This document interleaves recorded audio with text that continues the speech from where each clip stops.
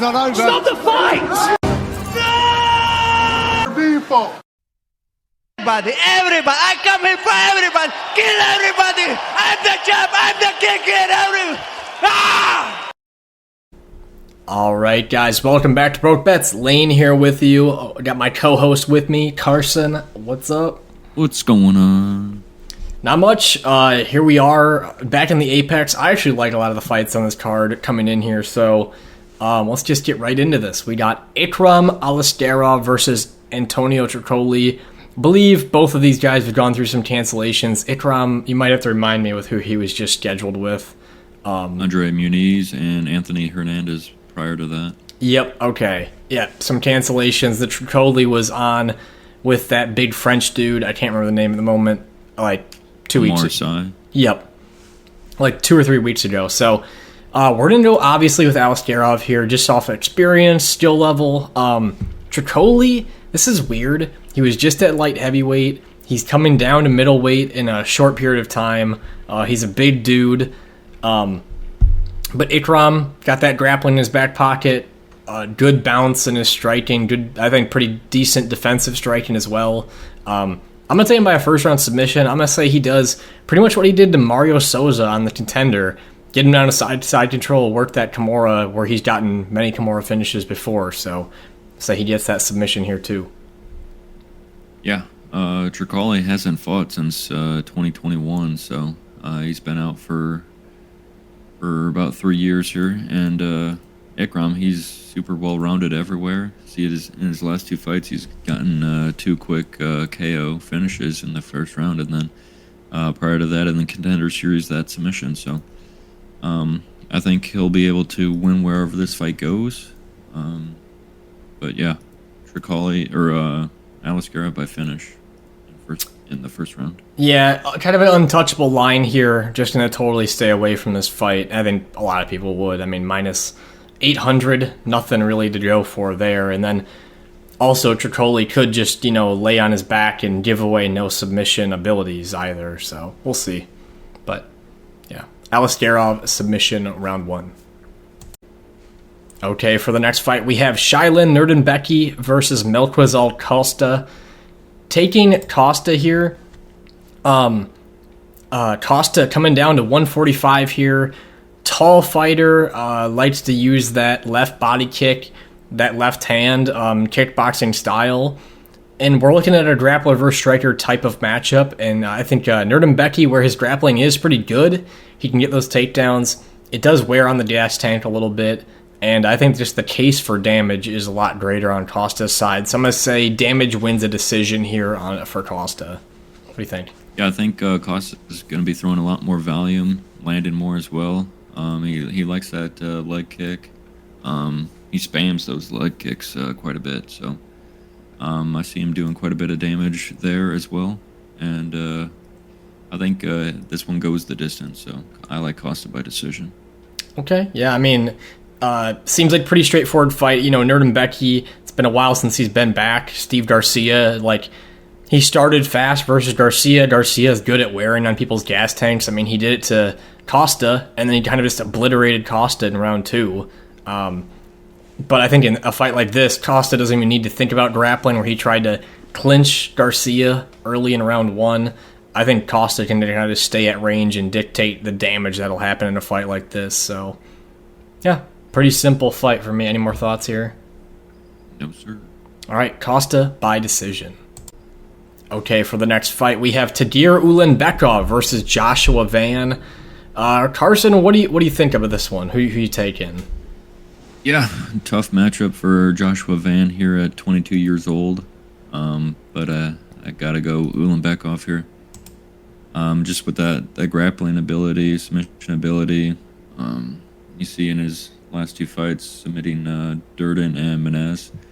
And it doesn't really mean anything, but Umar Nurmagomedov couldn't really submit Nate Maness.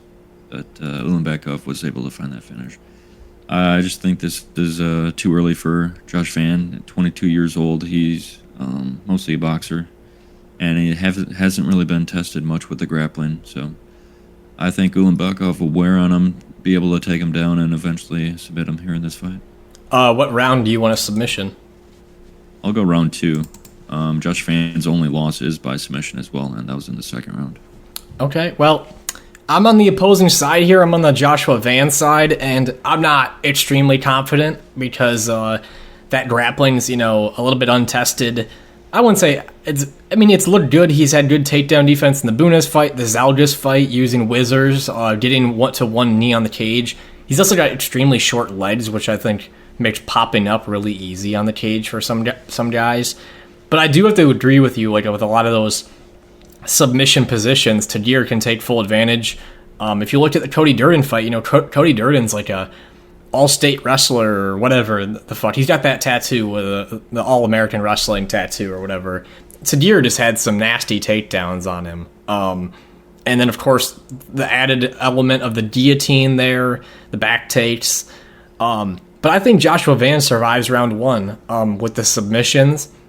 And I think he stages a comeback late in round 2 where he can have enough damage to win over the round and then take over in round 3 and win a decision here. So, very interesting fight, man. I love both their styles. This is a flyweight fight that really excites me. Van just has this Sean Strickland-like thing where he's very confident on the feet and he's just marching forward. I think he does it better than Strickland. He marches forward, takes up all the space on you, and he drains you. He'll just drain you in a fight. I can't wait till he's in a 5-round fight because he's just going to obliterate people when he gets to that point. But very young here. Obviously a tough spot to come through as an underdog, but we'll see. I mean, what do you think? Yeah, he's a great boxer. Pressures a ton and has great cardio too, so that he wears on people. In that Borjas fight, he just kind of just broke him down eventually in that fight, just with that pressure and volume that he put on him. I'm a huge fan of him. He's got really great boxing, but I just don't like the matchup here. Yeah, Tagir's got some tools too. He has a good jab. We also saw Van get touched up by. Van also takes round 1 off, like Chito Vera. If you look back to his last 3 fights, he starts slow. So that's a round gone for him already. I mean, you can pretty much bank that. So if you're on the Van side, live bet him if you're going to bet him, in my opinion. And the threat of the takedown could open up some striking for Ulanbekov as well. He was able to knock down Cody Durden early in that fight. Yep. So, he doesn't have any KO wins, but yeah, it's still somewhat of a threat. He's got a decent jab. And then I think teep kicks could be a big deal in a fight like this because Joshua Van has a high guard. Tagir could also use a lot of teep kicks right to the body, which he likes to use. God, it's a good fight, though. When Van gets people up against the cage, he flashes them up with punches. He likes to end combos on the cage with head kicks, which is awesome.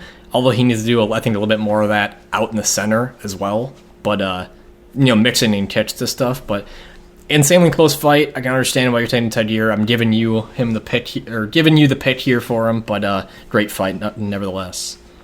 Yeah, love this fight. Two young prospects on this card with Josh Van and then Taira in the main event. Flyweights. Exciting flyweights. Yeah, very exciting. All right. Tagir submission round 2. Okay, for the next fight, we got Jeka Saragih versus Westin Wilson. You gotta take Jeka here by a first-round knockout. This dude is violent. There is a big scare in this fight for a Westin Wilson submission, so a hedge could just be Wilson by submission because that's kind of his way to win this fight, at least in my opinion. We saw Jeka's ground game not be that great versus Anshul Jubli, who's horrible. I feel like... Makes you say that? I don't know, Mike Breeden, who got cut after beating him. They staged a fucking fight for Jubli to win, and Mike Breeden pulled off the comeback. Jeka Saragih, though, just throwing everything into all the strikes that could leave him open to get taken down, submitted. Gonna stay on his side, though, because Wilson keeps his hands low. He's very hittable. He doesn't react well to being punched either, so they went with the power man and Saragih. Yeah, I think it's like you said, Saragih early KO or Wilson probably by submission if he does pull it off. But yeah, I got to go with Saragih here. Tons of power. Westin Wilson KO'd in his last 2 fights. 3 KO losses, all in the first round. But yeah, the one scare is Saragih's fish out of the water when he's on his back on the mat, and that's kind of where Westin Wilson's good. He's got 11 submission wins. But yeah, I got to go with the power of Saragih to be able to knock out Westin Wilson early in that first round. Now, I don't remember exactly what happened in this Brito fight, but I do remember from his back, Wilson threw up an armbar or a triangle or something that latched on to Brito, but Brito got out of it. That's just... Watch that moment, and if you're betting on this fight, it's like under 1.5 rounds, Jeka by KO or Wilson by submission. That's your 3 routes in this fight. Don't bet a money line. Saragih only has one decision, and Wilson only has 2 decisions. So they're either finishing or getting finished a large majority of the time. Exactly. All right. Saragih KO round 1. Okay, for the next fight, we have Julia Polastri versus Josefine Knutsson. Could be a closer fight than people expect. Going to take Knutsson. I think clinch, she's going to be better. Grappling, she's going to be better. And she's going to have a little bit more variability in her striking, including kicks. Polastri, good aggression on her Contender Series fight, but she was fighting a girl a lot smaller than her, a lot physically weaker than her. And she got hit a lot in that fight for a girl that had no damage in her punches, so she could just walk right through them whenever she wanted to. I'd like to see Knutsson get more aggressive, but not being able to finish Mark, man, like, come on now. That's just sad. She was like a minus 600 favorite or something in that fight, something big. But what do you think? Yeah, I think I got to go with Knutsson here. Like you said, grappling ability, clinch ability. Doesn't have the finishing potential, I'd say, but 7-0 with 6 decisions. I think she's on her way to winning another decision here, but we'll see if she's able to find a finish, but probably not. Yeah, I think the over 2.5 in this would be the easiest money, but it's going to be minus 500 for that line. It's going to be insane. So I'm curious what the Knutsson by decision line would be. I mean, even in the Contender Series, everyone talked about how good she was on her fight. The truth was, though, she was like, I think they were questioning whether they even wanted to sign her because she wasn't really even doing much. Like, she didn't go for a finish in the fight, so. Exactly. Yeah. Anyway, Knutsson by decision. Okay, for the next fight, we have Carli Judice versus Gabriella Fernandes. Going with Fernandes, experience, age, strength. I think those 3 factors are the biggest factors that lean her way. But go with a decision win.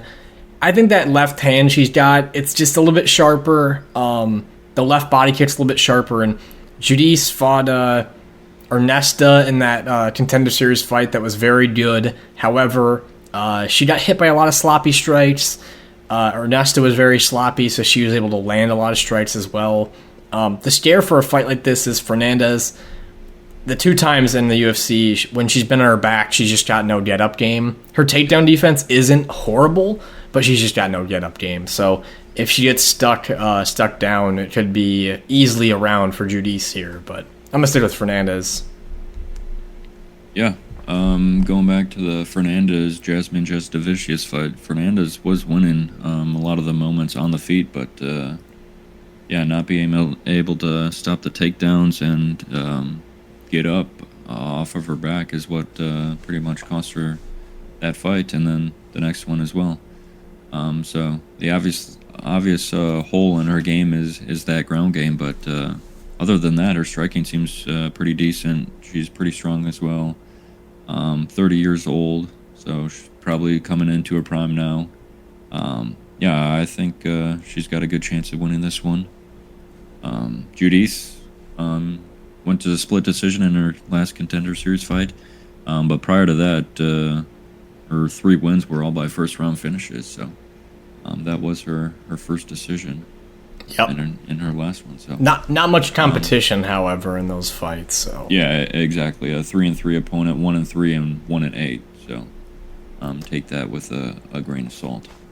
Yeah, for me, no action betting wise anywhere near this fight. Probably a food break, to be honest. So Fernandes by decision.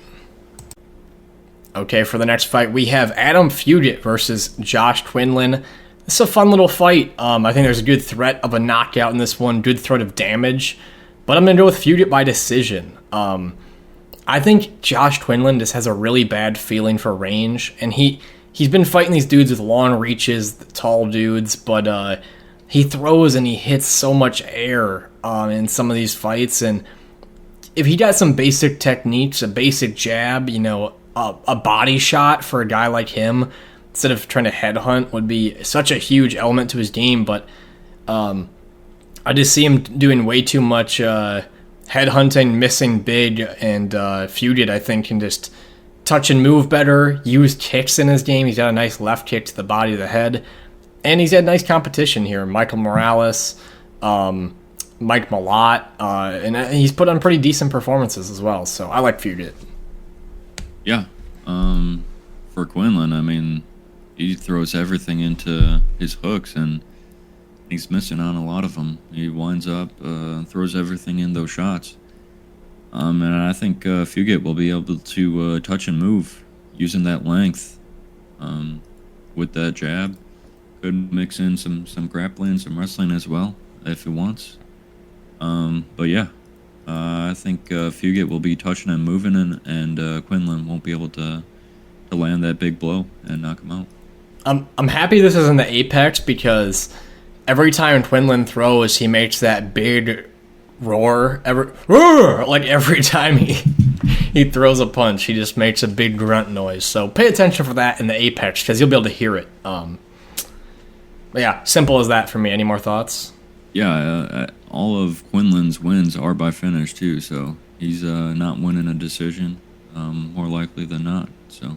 Yep. All right. Fugitt by decision. Okay, for the next fight, we have Nate Maness versus Jimmy Flick. Layup fight for Maness. I've said it multiple times when he's fought prior here, I don't like Maness's cut here to 125 pounds. He looks extremely drained, but Jimmy Flick, just not UFC caliber. He was getting beat up on the feet by the horrible Malcolm Gordon until Malcolm Gordon pretty much slipped and fell, and Jimmy Flick was able to hop on him and submit him. And I saw a lot of people lose money on that fight, and I was like, man, it's a bad one to lose money on it by betting on Malcolm Gordon, and Jimmy Flick, if anybody, can beat him. So give me Maness by knockout in the first round. He's got the length in this one to outbox him completely, and I think he can stop a takedown no matter what. So, yeah, simple as that for me. Yeah, just Jimmy Flick's stand-up game is not there at all. I think he'll have to rely on that takedown, and I feel like Maness will be able to stop those and probably KO Flick first or second round. I would imagine so. Yeah, I mean, I wonder what a line for him by finish would be, because he's minus 400. Maybe minus 200 is what you'd be looking at, but Flick just covers up, doesn't look good at all in any of these exchanges, has no confidence on the feet, and you can see him wanting to shoot as well. So it's all just downhill for him. So, yep. All right, Maness, KO round 1. Okay, for the next fight, we have Lucas Almeida versus Timmy Cuamba. We're going with the underdog here in Lucas Almeida. There is something about Timmy Cuamba's game that throws me off, and maybe it's just that he's kind of sparring out there. He's lacked some aggression. He's got fast hands in round 1, but Mateo Vogel fight, his Contender Series fight, just not really not really doing enough at certain moments, and then also started to drift off towards the end of the fight. And then in the OT fight, like, he knew he was down and just kind of was on the back foot. He's sparring in there, and I think he's got good technique. He's got some decent boxing, but that aggression is just not there. And Almeida on the other side has a career of aggression. However, in the Feely fight, he was a little bit less aggressive and got knocked out, but I think there's more of a threat of a knockout on his side. What do you think? Yeah, I feel like Almeida has the higher finishing potential. All of his wins are by finish, and then Cuamba, he's in that Oki fight. It was just lackluster performance, I would say. He didn't really throw much volume of anything. Didn't really do a whole lot. He just got jabbed for a lot of that fight, and then all he did was just trying to go for a takedown in that second round and didn't do anything with it. So he tried to bore me in that fight against Oki, and luckily Oki got the win on the judges' scorecards. But man, I just like Almeida here with being more aggressive and with a higher finishing potential. Yeah, and on the ground, like Pat Sabatini took care of business pretty easy with Almeida, but I don't see Cuamba really advancing position too much on some of these people. He's kind of just getting the takedown to get the takedown, and that might not add up as much for him. But this fight's kind of dependent on Almeida just throwing. If he throws enough, he can win this fight. Something I really don't like about Cuamba's game is he, like I said, with the sparring style, and in his fights, I keep on seeing that he just does this thing where he goes, I'll throw 2 or 3 strikes, and he waits for his opponent to throw 2 or 3 strikes. Then he throws 2 or 3 strikes, so he's like not intercepting the rhythm of the fight ever, and it makes it very predictable and easy to know when to defend yourself. So like knocking out, if you're going to bet on Timothy Cuamba, it's going to be by decision, because I don't think he's going to get a finish in this fight, even though Almeida's been finished in his last 2. So anyway, any more thoughts here? No. All right. Almeida, KO. I got round 2. Okay, for the next fight, we have Miles Johns versus Douglas Silva de Andrade. Going with Silva de Andrade, the old man in this fight. Muscular dude. He can slow down at times, but I think also his strength wears on his opponents as well. So, has those pretty long arms for his size, and I think he can find the damaging blows later in the fight. We've seen Miles Johns slow down before. He has that wrestling in his back pocket, but it's kind of to his own detriment. He's got some heavy hands himself, but they're not extremely coordinated. I just like Douglas Silva de Andrade here. Yeah, Miles Johns beat Cody Gibson in his last one out, mainly with that overhand and grappling ability. I think Douglas Silva de Andrade is a lot better competition here. I think it's a step up for him. 38 years old, though, for Silva de Andrade. Doesn't really seem like it, though. He's ripped. He's all get out. He's got power in his hands as well, and he can't slow down. But I think he's got better cardio than Miles Johns. So, yeah, I like Silva de Andrade. We've also seen him kind of had that unbreakable will in the Sergey Morozov fight, even having great moments in the Nurmagomedov fight as well. So he can fight through adversity. I feel like Johns is more likely to give up, like Castaneda kind of staging a comeback on him, and some of the other not super impressive performances. So, but in terms of betting this one, I kind of feel like I'm just going to stay away. I feel like Miles Johns always has a weird fights and not as much invested in being around them anymore. Yeah, I got nothing on this one. All right. Silva de Andrade, KO, round 3. Okay, for the next fight, we have Asu Almabaev versus Jose Johnson.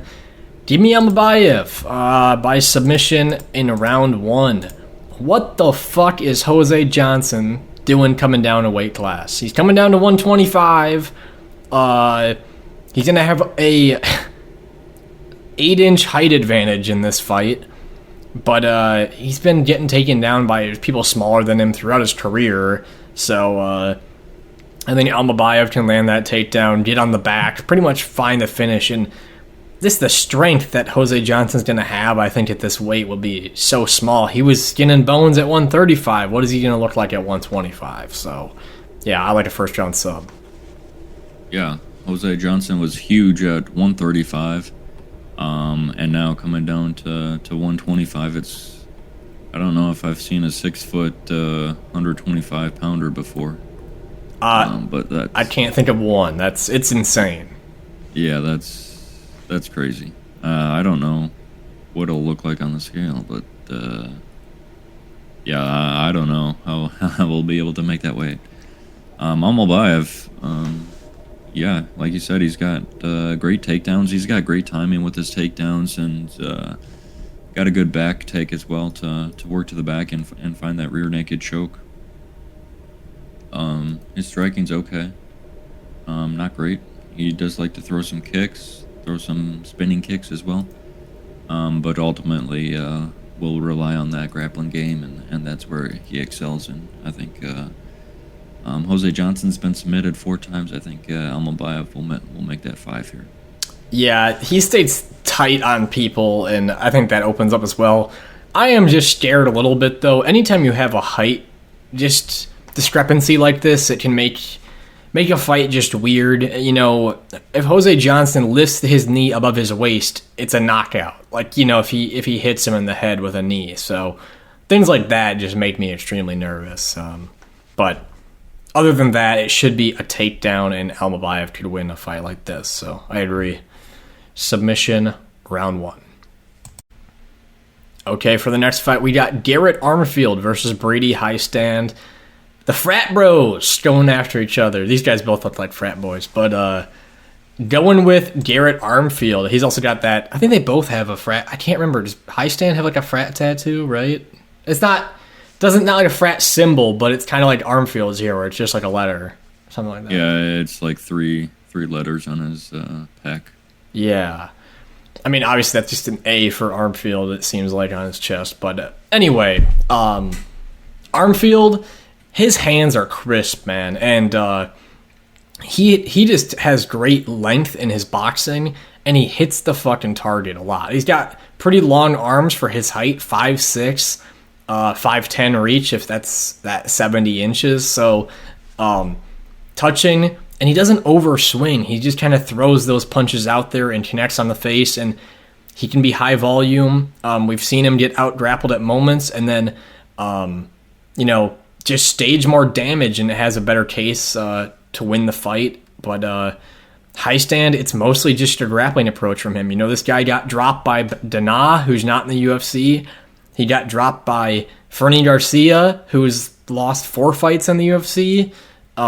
Obviously, he out-grappled them for most of, like, the rest of the fight and stuff like that, but there's a lot of not sharp moments there. Also, a former tough fighter, which just have a track record of not doing good here in the UFC. So, give me Armfield by a second-round knockout. Yeah, I like Armfield. He's got good boxing. He's got a really nice, crisp jab. He'll be a little lower in his stance too, I would imagine, here to try to stop the takedowns. He did that a little bit in his last fight out against Katona. Seemed to work for the most part. Katona couldn't really get anything going. Armfield can slow down a little bit, but he showed in that last one he was able to do more damage and was able to win that decision. So I like Armfield's volume as well. I really like Armfield. He trains with Trey Ogden, I believe, is his head coach too. So yep. Yeah. I wouldn't say exactly similar fight styles, but they both seem to have that jab really snappy, worked out. So got that in their back pocket. I think that one's pretty basic. Armfield outboxes him, second round knockout. Okay, for the next fight, guys, we have the main event. So, as always, guys, drop a like, subscribe, check out the Patreon to beat the line movement, and, here we are. Perez versus Taira. Huge jump here for Taira. beating Carlos Hernandez, beating Edgar Chairez, beating Jesus Aguilar, beating CJ Vergara, beating Carlos Candelario, who is not in the UFC, I don't think, anymore. And here he is against a guy who is like 3 fights removed from a title fight. Close in a way to getting another one if he strings together a win or two. And doesn't really make sense to me, this matchmaking, but I think they just scrambled to make something here. So I'm going with Perez. I'm going to take the experience. I'm going to take the guy that's been taken down before, dealt with the difficult situations, and he hasn't fought 5 rounds, but he's been scheduled for 5 rounds multiple times, and I think he paces accordingly. And Taira, as dominant as he's been on the ground, he does have moments where he has slipped up, and I think Perez can take advantage of that. So, thoughts? Yeah, I think what stands out is a little bit is Perez's experience at 32 years old too. Yeah, he does have 5 submission losses, but look at who they're against. They're against Pantoja, Figueiredo. Yeah, Makhachev wasn't able to get him out of there, and then so I don't really think Taira will.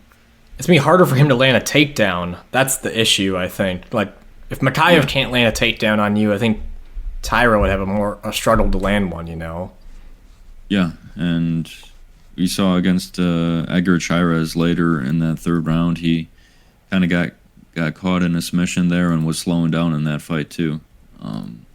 I think Perez. I think this is a huge step up for Taira going up against Carlos Hernandez in his last one.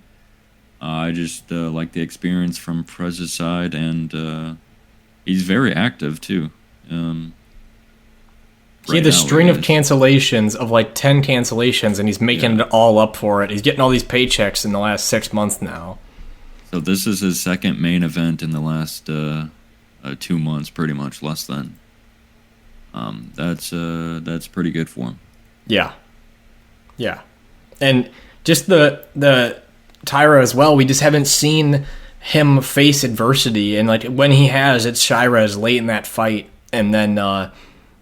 What's going to happen when you're in round 4, your takedowns stop working, and your striking is, for the most part, a little bit untested? It's looked good. You got a knockout versus Hernandez, but that guy's also trying to defend takedowns. He's thinking about the bigger picture of things going on there, so it opens up the striking. I think a lot of those tools are taken away here, and I'm absolutely shocked that Taira is the favorite that he is in a fight like this. What was Makhachev? Was Makhachev this big of a favorite against Perez? I think he was. Yeah, I think he was like 250. Yeah, he was a pretty big favorite. I thought Perez won that fight against Makhachev. I thought that was... Yeah, I agree. I felt like he had the side of more damage, whereas it was Makhachev just humping a leg. Yeah, and not doing anything with those takedowns. I think people were saying, like, oh, well, just because Perez is defending takedowns doesn't mean he's winning. I'm like, well, going to your knees and having a cock in your mouth if you're Makhachev, that's not winning either. So, yeah. I'm going to go with a knockout late in the fight for Perez. I feel like that fatigue and that knockout of Nicolau surprised me. I was shocked that he just was able to corner him as well as he did, find such a clean knockout. Maybe he's just improving more and more, and we're just not really... We don't know what's going on behind the scenes, so, yeah. Yeah, I feel like he is improving. He's only 32 years old, which is still wild to me with how much experience he has. Right.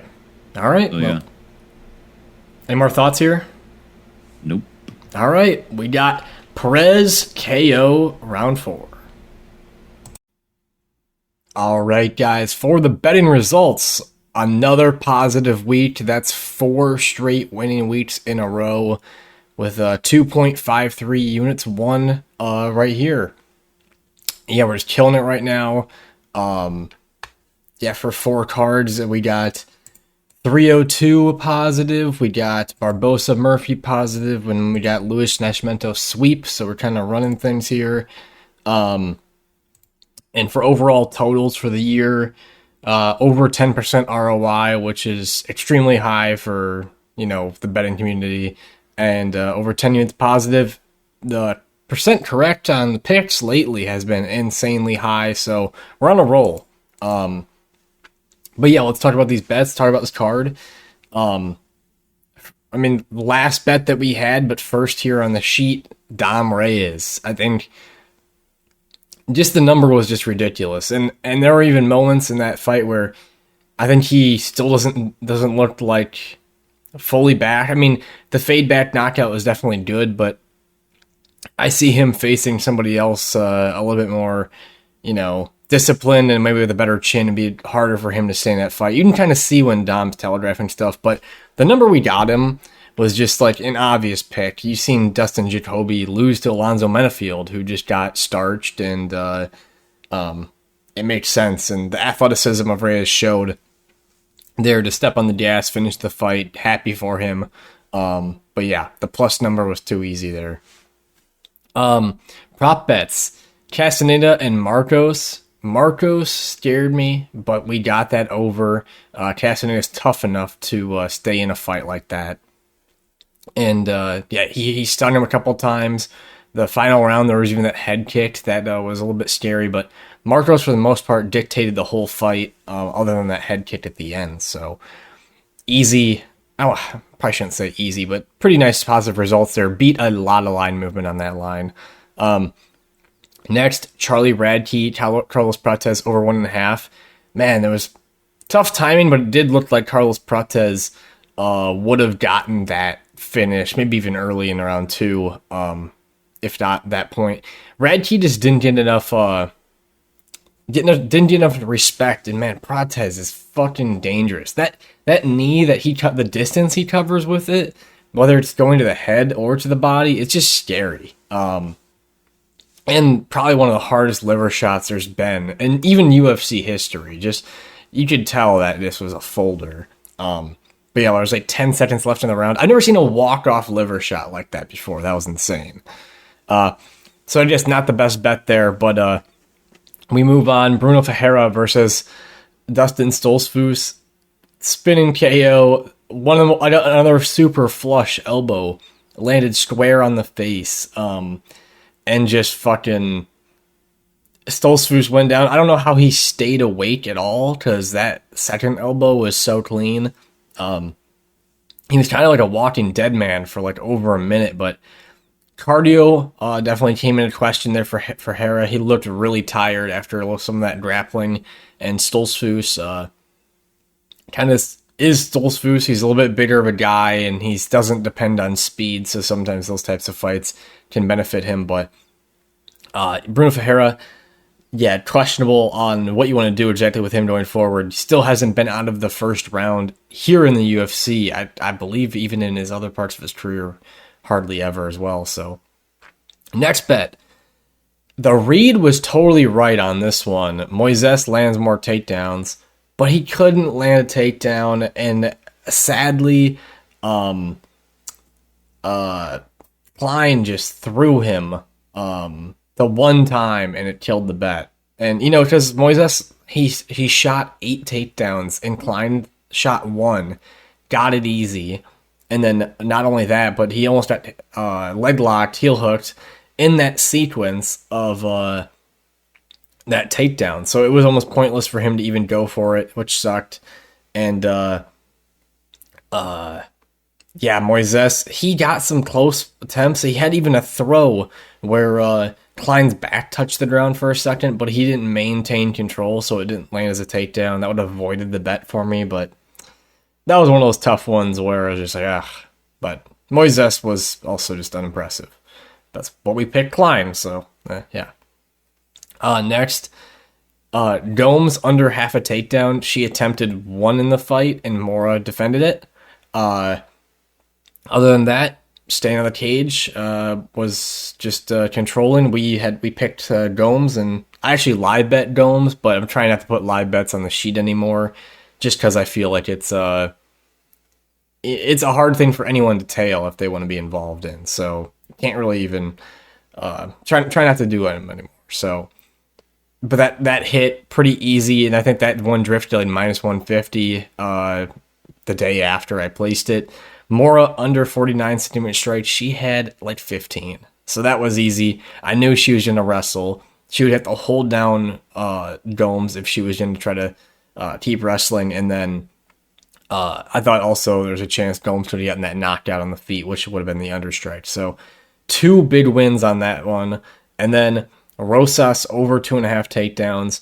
He got 3, and then he got the submission. So I got a little lucky there, but I knew there'd be takedowns easily. He got 2 in the first round. He got taken down himself, or reversed per se. Survived a submission with his chin stabbing Ricky's arm, which was pretty funny.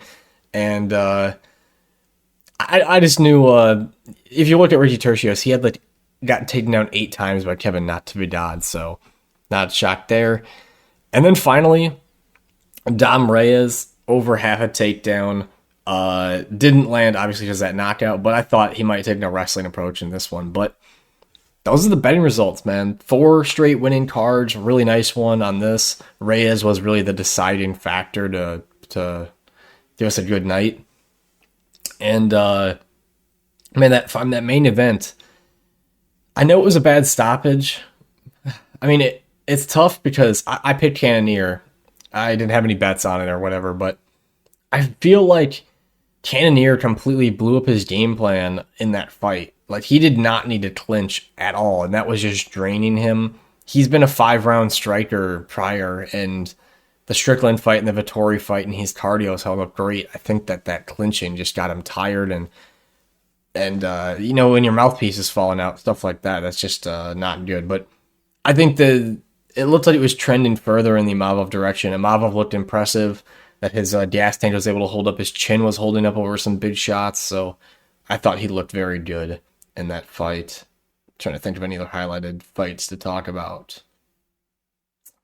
If you bet on Miguel Baez, I feel sorry for you, because that was just sad. That fight, him and Soriano put on a shit show. Baeza had no gas. Soriano had no finishing ability.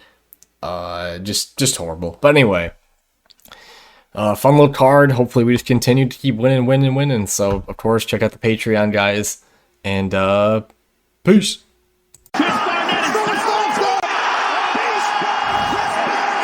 I know. It doesn't matter from the trenches. I'm built like this. The aunt down to me said I couldn't do it. The aunt said I couldn't do it.